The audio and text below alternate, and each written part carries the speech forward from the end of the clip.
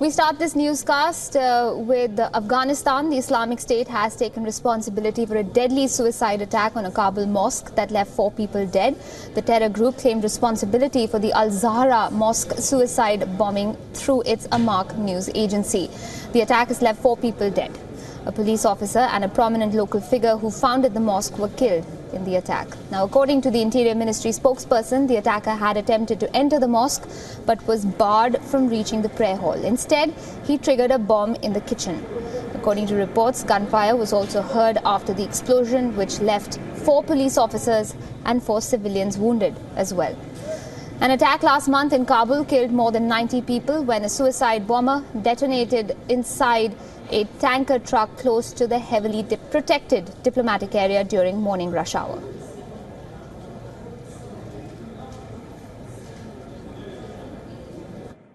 اول خیمه 2 نفر بود.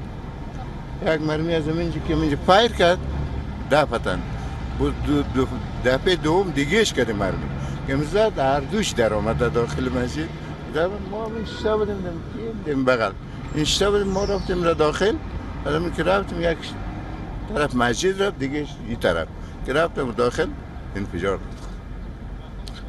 خود دو ابراهیم یکی از جمله خادمین از این مسجد al-Zahra هستیم. ما دیشب 2 تا انتحاری این قسمت ساتای 15 کم 9 بود که در آمد. من پیش بودم اینا از پشت سر من می آمدن. اما لحظه ای که در آمدن هم یک دانه بچه جوان بود فهمیده نمیشد. مقصد تفنگچه در دستش بود. اینم از یک سر کدیم تفنگچه اولین کاری که کردن اینا فقط اینمی عسکرا را زدن کدی مرمی.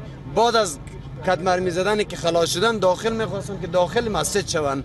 داخل مسجد نشدن از بالا بچه‌ها فایر کردن سر از اینا یک دو یکیش این طرف فرار کردن یکی دیگهش از داخل در آمد. وقتی که داخل در آمد داخل سن چی شدن آشپزخانه مسجد al-Zahra شدن. اونمو قسمت که رسیدن ما از بغل رسیدیم ما هم دمی قسمت سرم اوگار شد. مقصد انتحاری نمده خودم شخصا در چشم سر دیدم که 2 نفر بودن. یا یکیش زد عسکرا رو کدی مرمی زدن یکی دیگهش داخل در آمد انفجار داد دو آخر خودن که چند تا از برادرای ما از هموطنای ما از به حساب فراشای خود مسجد شهید شدن و زخمی شدن. آقای سب رمضان هم به رحمت خدا شهید شدن. In fact, we're joined right now by our international correspondent Daniele Pagani from Kabul. Daniele, this suicide attack comes during the holy month of Ramzan. What exactly is the situation there in Afghanistan? Yes, exactly. Unfortunately, this is yet another attack coming and happening during the holy month of Ramzan. The major happened on the 31st of May, where more than 100 people died in a bomb which exploded in the city center. And then 2 days after, when the funerals were happening, the funerals for the victim of that very attack, again suicide bombers attacked the venue, killing at least 7 and injuring 10. So this is happening in the month of Ramzan, and normally the month of Ramzan witness less fighting. So the insurgents also slow down the fightings, but it doesn't seem to be the case this year, where the month of Ramzan is really a bloody month for the people of Afghanistan and for the people of Kabul. Reports, Daniele, are suggesting that ISIS has claimed responsibility for the attack. Do you feel that the threat of ISIS in Afghanistan is getting bigger and bigger, especially against the Shia community? Yes, unfortunately, the Islamic State is becoming a bigger and bigger problem in Afghanistan. Now they also hold control on the mountain area where there is Tora Bora, which was once upon a time the Al-Qaeda headquarters in Afghanistan. That gives them the possibility to control the smuggling routes between Afghanistan and Pakistan, therefore giving them the possibility to bring more weapons, more ammunition and more violence. Yes, also it is also true that these kind of sectarian attacks are perhaps one of the characteristics of the Islamic State, which is an organization very sectarian in nature, very anti-Shia. We are seeing that they are against the Shia community all over the Middle East, all over West Asia, in Iraq, in Syria, and in Pakistan and in Afghanistan also. They are targeting particularly Shia with high-profile attacks. Right. Kabul, Daniele, is already on edge following this wave of deadly bombings. Now, residents are also protesting against the government. How exactly is the Ghani government working on the situation?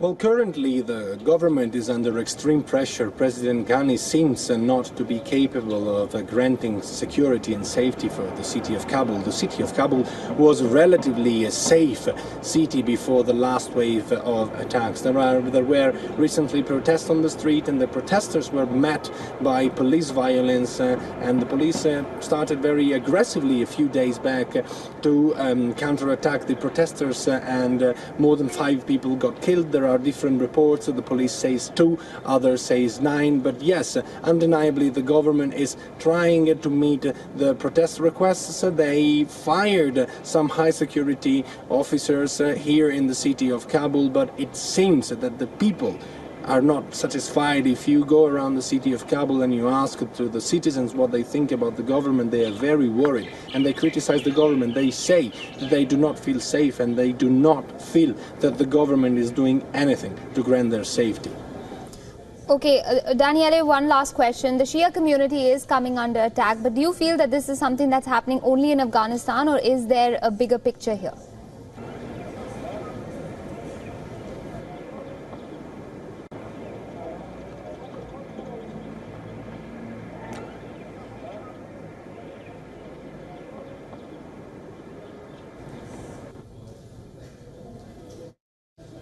These are very hard times for the Shia community, but not only in Afghanistan, also in Pakistan, in South Asia, and also in West Asia, I would say all over the world.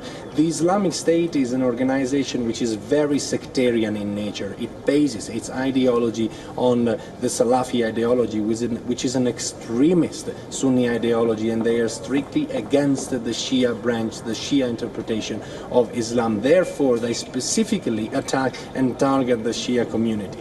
And there is also politics involved into this, because at the end of the day, the clash between the Shia and the Sunni community is not totally religious.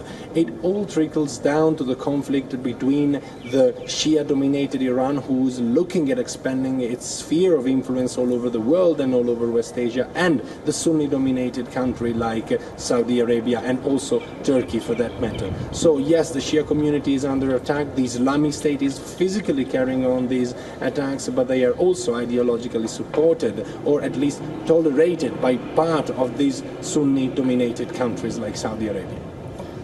Okay, leave it there for now, Daniele. Thanks very much for joining us with those details.